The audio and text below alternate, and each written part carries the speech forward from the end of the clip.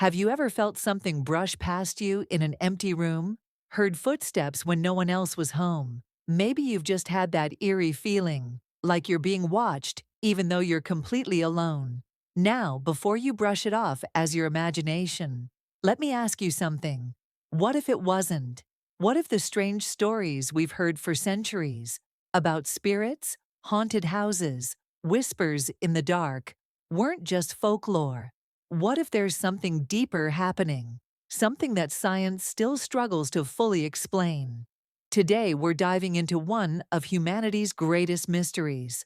Are ghosts real? This is the ultimate tug of war between science and spirituality, between cold hard facts and personal experience. And by the end of this video, you might find yourself questioning everything you thought you knew about the afterlife. All right, let's talk like friends, because this isn't just about creaky floorboards or spooky campfire stories. This is about belief, about mystery, and, if we're being honest, about hope. You see, the idea of ghosts has existed in almost every culture, on every continent, across thousands of years. From ancient Egypt, where spirits were seen as guides to the afterlife, to modern-day America, where ghost hunting TV shows have become a genre of their own. We've always been fascinated by what might lie beyond death. But let's be real. We live in a world that worships science. If it can't be measured, tested, or repeated in a lab, it's often dismissed. Yet even in this modern age of artificial intelligence, quantum physics, and space exploration, there's still something profoundly unsettling and intriguing about the idea that maybe, just maybe, we're not alone. That something lingers, that consciousness persists. I'll be honest, I used to be a total skeptic. I wanted everything explained, everything proven. But then, I had an experience I couldn't shake. A cold spot in an old house that shouldn't have been there. A photo with a shadowy figure that no one remembered seeing. And no, I'm not saying that's proof, but it was enough to make me stop and think. Enough to open the door to a different possibility. And once that door is open, you start to notice things. Let's start with the spiritual side of the story. Because long before we had labs and microscopes, we had stories. And those stories came from somewhere. In many Eastern traditions, for example, the soul is believed to linger after death, sometimes for 49 days. That's not just a random number. It's tied to the idea that the soul goes through a transition, a kind of spiritual processing. In Christianity, we talk about heaven and hell, but we also hear stories of restless spirits, especially those who died suddenly or with unfinished business. Native American cultures often speak of ancestral spirits, protective presences that remain with the living. In Japan, there are yurei, ghosts that manifest when someone dies in a state of deep emotion, like sorrow or vengeance. These beliefs might be expressed differently, but they all circle the same truth. Something doesn't always end when the body does. And it's not just old stories. People today, rational, intelligent people, report seeing apparitions, hearing voices, or simply feeling a presence. Not everyone's deluded, right? But of course, science has its side too, and we've got to respect that. Scientists aren't just trying to be party poopers. They want to understand the world, just like we do. And to be fair, a lot of what we used to call supernatural has been explained. Those cold spots? Sometimes it's just bad insulation, ghostly whispers, maybe infrasound, low-frequency sound waves that mess with our brains. Even sleep paralysis, that terrifying experience where you wake up and feel like something is in the room with you, has a neurological explanation. Our brains are powerful, and they're not always reliable. We see patterns in randomness. We fill in blanks. We're wired for stories. And sometimes that makes us see ghosts where there are none. But here's where it gets interesting. Even some scientists admit that not everything can be explained. There are cases that leave them scratching their heads. Famous physicist Dr. Dean Radin has studied consciousness for decades and suggests that maybe the mind isn't just a byproduct of the brain. Maybe, just maybe, it's something bigger, So here we are, caught between two worlds. On one side, the realm of logic and reason, trying to test, quantify, and explain. On the other, the deep pull of mystery, memory, and meaning. And maybe they're not enemies. Maybe science and spirituality are just looking at the same puzzle from different angles. Think about quantum physics for a second. Particles that exist in two places at once, or react instantly across space. That's not ghost stuff. That's mainstream science. But it's also weird, really weird. If the universe can be that strange, why couldn't it hold on to something of us after death? Let's talk about some real stories. One of the most documented hauntings in the world is the case of the Enfield poltergeist in London during the 1970s. A family claimed their house was haunted. Furniture moved on its own. Strange voices came from empty rooms. And even police officers reported unexplained phenomena. Sure, some people said it was a hoax, but others, independent witnesses with nothing to gain, swore it was real. A young girl at the center of it was recorded speaking in a guttural voice, claiming to be a spirit. Could it have been faked? Maybe. But could it have been real? That's the haunting part. Then there's the story of the Winchester Mystery House in California. Sarah Winchester, heir to the rifle fortune, believed she was haunted by the spirits of those killed by Winchester guns. She built a massive labyrinthine mansion to appease them. Staircases that lead to nowhere, doors that open into walls. Creepy, right? But it also tells you how deeply she believed in the spirit world, enough to dedicate her life and fortune to it. But forget the famous stories for a second. What about you? Have you ever lost someone and felt their presence afterward? Maybe a familiar scent in an empty room, or a dream so vivid it felt like more than just sleep. You don't have to be religious to believe in something more. You just have to be open. Open to the idea that there's more to this life and death than we can see. Open to the possibility that the spirit world might not be a fantasy, but a layer of reality we haven't fully understood yet. So, are ghosts real? I think the better question is, what does real mean? If thousands of people across time and culture say they've seen, felt, or experienced something, does that make it real? Does the fact that science can't fully explain it mean it isn't? Or could it be that the spirit world is whispering to us in a language we haven't learned to translate yet? We're just getting started. In the next part, we're going to dive even deeper into near-death experiences, psychic mediums, and what cutting-edge science is discovering about consciousness after death. But for now, I'll leave you with this. Maybe we don't need to choose between science and spirituality. Maybe the truth lives somewhere in between. And maybe, just maybe, that feeling you get when you walk into a room and the hair stands up on the back of your neck isn't just in your head. It could be someone or something reaching out. So, where were we? Ah, yes, that feeling, that whisper of something more, that unexplained flicker in the corner of your eye, or the moment you swore you heard your grandmother's voice calling your name, even though she's been gone for years. Let's stay here for a minute because honestly, that's where the heart of this question really lives. Not in dry definitions or lab reports, but in experience, real, raw, personal moments that stay with us long after they happen. I remember talking to a friend a few years ago. Tough guy, total realist, never believed in anything he couldn't see or touch. But one day he told me something that completely shook him. After his father passed, he kept hearing the same song his dad loved everywhere he went. Grocery store, gas station, in an Uber, same tune, same lyrics, again and again. He brushed it off at first, but after the fourth or fifth time in a week, he said he just stopped in the middle of a sidewalk and laughed. "All right, Dad," he whispered, "I get it. You're still with me." Now, was that just coincidence? Maybe. But you know what? It meant something. And sometimes that meaning is more powerful than any proof. That brings us to something else I've always found fascinating: near-death experiences, or NDEs. You've probably heard about these, people who are clinically dead for a few minutes, but come back with stories that are, Well, let's just say not easily dismissed. Bright lights, a tunnel, a feeling of absolute peace, or sometimes a life review, like watching your entire existence play out in moments, with this overwhelming sense of understanding and connection.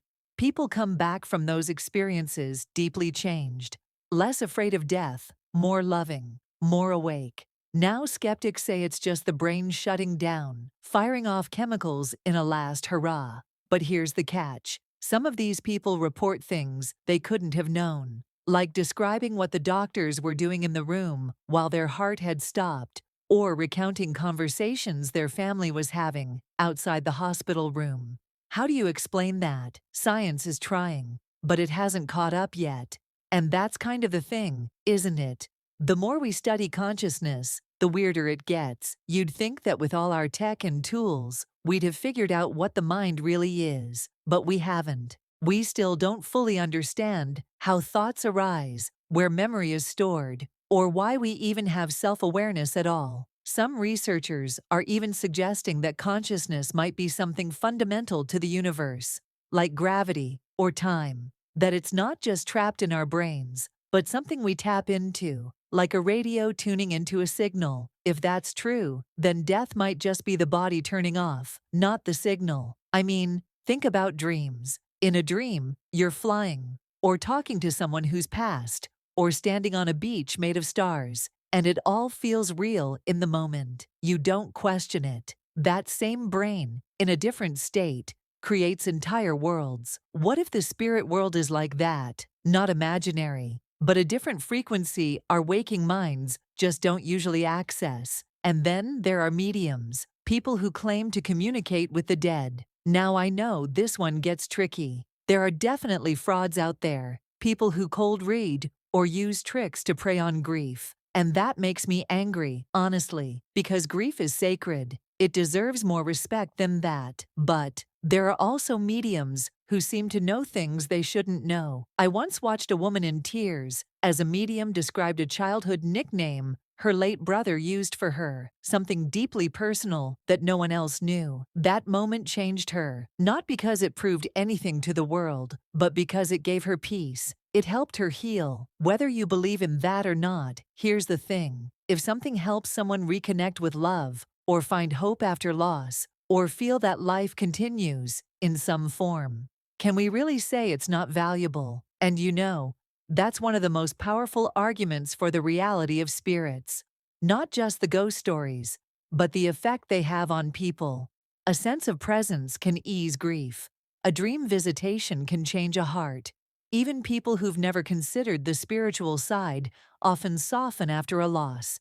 They start noticing little signs, feathers, flickering lights, songs on the radio, and even if they don't fully believe, they start to wonder. And that wondering, that's the doorway.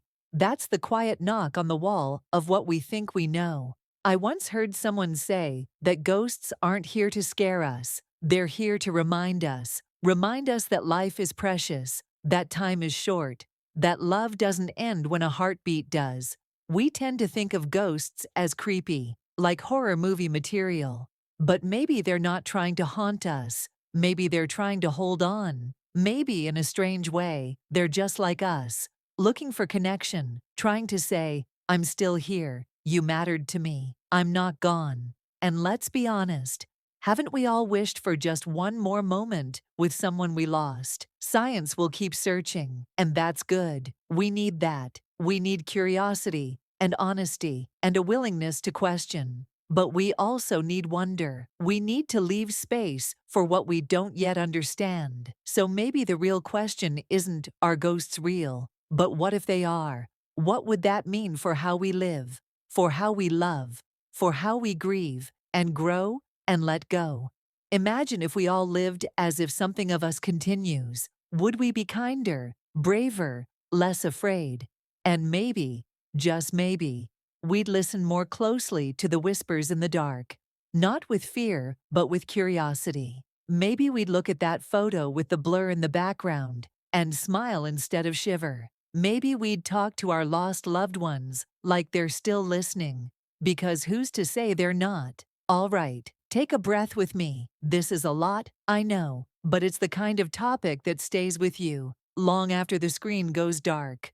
Because it's not just about ghosts, it's about meaning, about love, about what we carry and what carries us. And you don't have to decide anything right now. You don't have to pick a side or find a definitive answer. Just let it sit with you. Let the mystery be a companion, not a threat. Let the question be part of the journey. We're not done yet. In the next part, we'll explore some of the most compelling haunted locations on Earth and what they can teach us, not just about spirits, but about the energies we leave behind. We'll also touch on the psychology of belief, why some people are more sensitive to the spiritual world, and how trauma, memory, and emotion all play a part. But for now, keep your heart open, because sometimes it's not about what's out there, it's about what's still here, waiting, watching, loving us from beyond the veil. So here we are. We've wandered through ghost stories, science, spirituality, strange synchronicities, and the tender threads that connect us to the ones we've lost. We've explored the unexplainable, not with the aim of solving it like a math problem, but of understanding it, emotionally, spiritually, and maybe even personally. And you know what I've come to realize after all of this? Maybe the question, are ghosts real, isn't really about ghosts at all. Maybe it's about how deeply we love, how fiercely we remember, how much we long to believe that the story doesn't just end when someone we care about takes their final breath, that we're not just atoms spinning through space with no deeper meaning. Because whether it's a creak in the hallway, a dream that feels more like a visit, or that sudden wave of warmth when you think of someone who's passed, these experiences make us pause, they make us feel. And that feeling, that's where the real magic lives. Some will say it's imagination, others will swear it's a sign, and maybe both are right. Maybe the line between what we call real and what we call spiritual isn't a wall at all. Maybe it's a doorway, one that opens when we're quiet, when we're grieving, when we're deeply alive.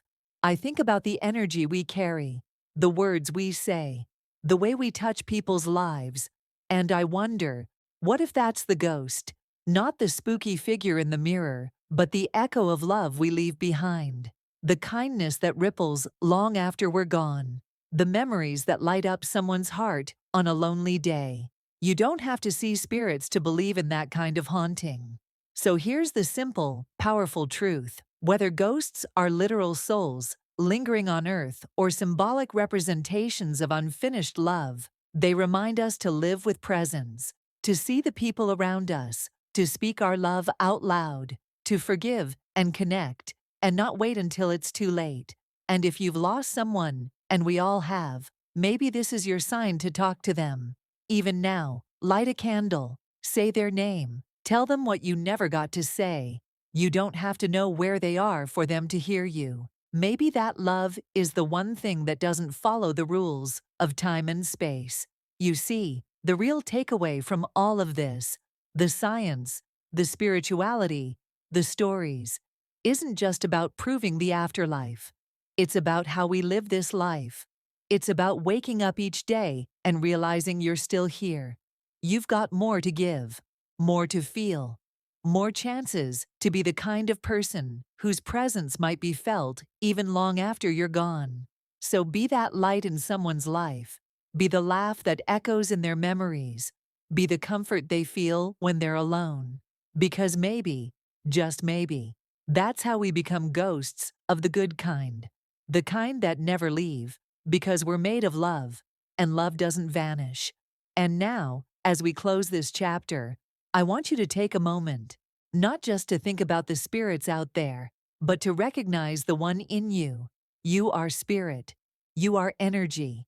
You're already part of the mystery, the miracle, the something more we're all reaching for. If this conversation stirred something in you, if it made you feel seen, or curious, or comforted, don't let it end here. Share it, reflect on it, maybe talk to someone about it, or write down your own stories, those strange, beautiful, inexplicable moments you've experienced. Trust me, we've all had them. And when we start sharing them, we start realizing how connected we really are. And hey, if you're still wondering, still unsure, still looking for proof, that's okay. Keep wondering, keep asking. The journey is part of the answer. Before you go, if this spoke to you in any way, I'd love for you to subscribe and be part of this community. Here, we're not afraid to explore the unknown. We honor science, yes, but we also honor the soul. And if you've got a story, a thought, a memory that ties into what we talked about today, drop it in the comments. You never know who needs to hear it. Until next time, keep your heart open, keep your mind curious, and remember, somewhere between science and spirit, between what we know and what we feel, the truth is waiting. And maybe, just maybe, it's closer than we think.